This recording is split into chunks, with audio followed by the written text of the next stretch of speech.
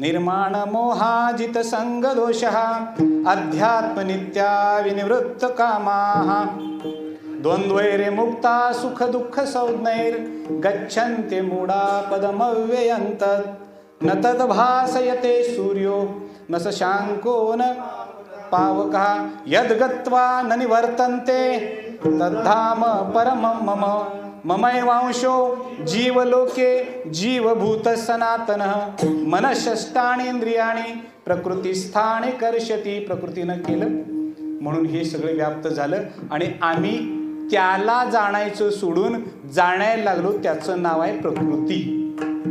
त्याचं नाव काय आहे? प्रकृती. तिला जाणायचं. आता ती जाणण्या एवढी आहे का? ती जाणण्या एवढी आहे का? ऊस गोड कसा काय होतोय हो? ऊस गोड कसा होतोय? लोक म्हणतात जरा थंडी